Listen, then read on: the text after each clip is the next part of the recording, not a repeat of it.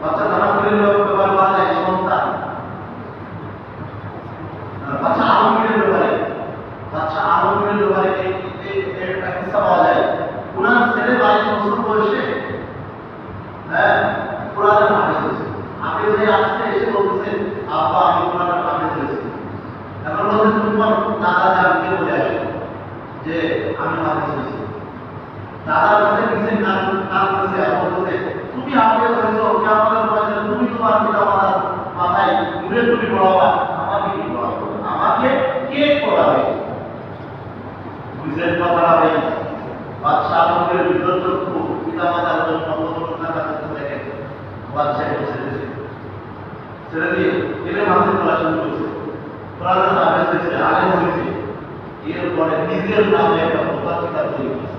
নিজের নামে কি একটা ফতোয়া কিতাব তৈরি করছে, যে ফতোয়া কিতাবটা আমি পড়াই পড়াই আমাদের কি যে কিতাবটা আমি কিন্তু স্বয়ং পড়াই ফতোয়া আমাদের। এই জন্য ভাইরাস এলে হাসিল করার কোনো আলাদা বয়স নাই, মৃত্যুর আগ পর্যন্ত, মৃত্যুর আগ পর্যন্ত। এই জন্য ভাই এলেম হাসিল করে, দুনিয়ার এলেম ছাড়া, দুনিয়ার জাগতিক এলেম ছাড়া মানুষ সবকিছু করা সম্ভব। মূর্খ মানুষ বাচ্চা তৈরি করতেছে না, বাচ্চা পয়দা করতেছে না, ঘর বাড়ি প্রতিষ্ঠা করতেছে না, করেছে এর মধ্যে অনেক অভাব বেশি।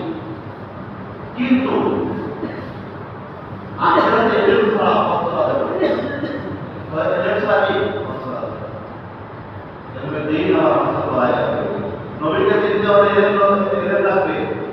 হ্যাঁ, আখেরাতে সমস্ত কিছু এলেমের মাধ্যমে যাচাই বাছাই করে। আমরা এলেম যদি হাসিল করতে পারি, হক হালালি বুঝবো, কোনটা হক কোনটা হালাল আর কোনটা হারাম, এটা আমরা প্রবেশ করতে পারবো।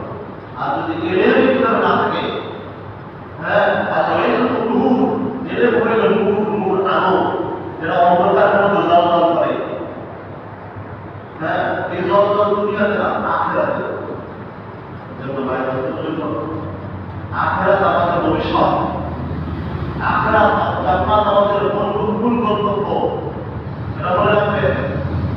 এখন এলেম যদি ভালো থাকতো, আমলে মজা পাইতাম। এলেম নাই, আমলে কোনো মজা নাই। কি মজা নাই? এলেম অনুযায়ী যদি আমল করতে পারি, আমলটা কবুলযোগ্য। আর এলেম অনুযায়ী যদি আমল না করি, ওটা গ্রহণযোগ্য।